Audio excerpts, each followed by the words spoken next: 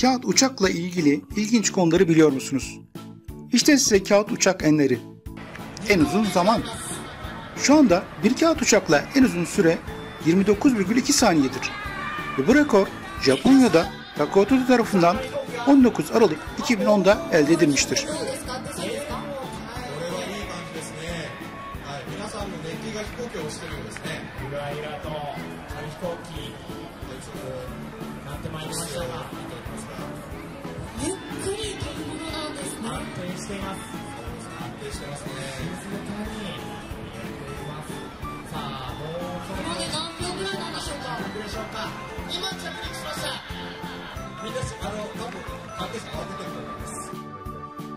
En uzun mesafe. Atılacak bir kağıt uçağın rekor mesafesi, Joe Ayob tarafından atılan ve John Collins tarafından tasarlanan bir uçak tarafından kırıldı. Atış 26 Şubat 2012'de Amerika Birleşik Devletleri'nde Sacramento yakınlarındaki hava kuvvetleri üstünde yapıldı ve mesafe 226 fit yani 69,14 metre. En yüksek irtifa atışı. Fox Valley kompozit filosu ABD'nin Illinois eyaletindeki havalimanından bir helyum balonu fırlattı. 29.424 metrede balon patladı ve kağıt uçak yere düştü. Uçuş 2 saatten biraz fazla sürdü. Bu görev öğrenciler için bir bilim, teknoloji, mühendislik ve matematik projesiydi.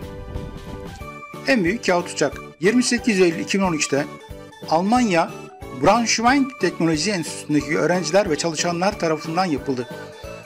Kağıt uçak 8,10 fit yani 2 metre 47 santim yüksekliğinde bir platformdan bir uçak hangarından fırlatıldı ve 59 fit yani 18 metrenin biraz üzerinde uçtu. Kağıt uçağın yapımı 14 kişinin inşasıyla 1200 saat sürdü.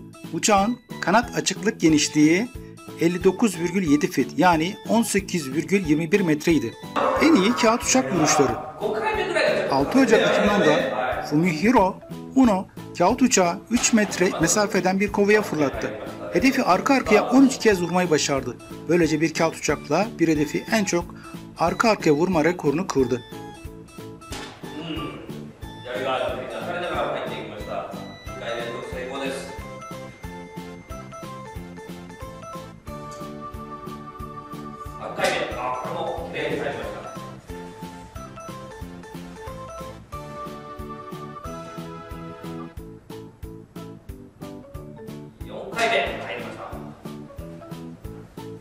Uzaya atılan kağıt uçak. Uzaya fırlatılan bir kağıt uçağın nasıl uçacağını hiç merak ettiniz mi? İşte Japon astronot Takuya Onishi'nin uzay mekiğine bir kağıt uçak fırlattığı video. Takuya Onishi, Japon Havacılık ve Uzay Araştırma Enstitüsü için seçilen ve 2016 yılında Uluslararası Uzay İstasyonu'nda 4 ay geçiren bir Japon astronotudur. Onishi'ye Japon deney modeli uzay laboratuvarında bilimsel deneyler yapma fırsatı verildi.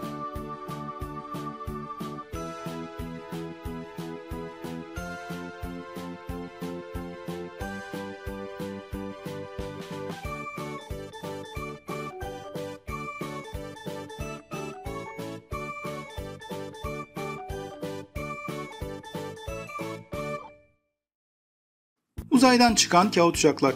2008'de Takuya Todo, şimdiki dünya rekoru sahibi, bir kağıt uçağın en uzun mesafe uçuşu ve havacılık mühendisi Shini Suzuki, dünyanın yaklaşık 250 mil, 400 kilometre yukarısındaki Uluslararası Uzay İstasyonu'ndan kağıt uçaklar fırlatmak için bir plan geliştirdi.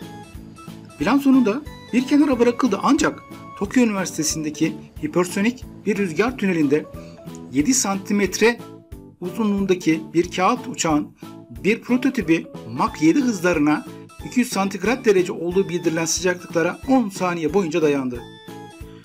Prototip şeker kamışı liflerinden yapılmış ve ısı direncini artıran ancak yine de katlanmasına izin veren özel bir tür cam kaplama ile kaplanmış kağıt kullanıldı.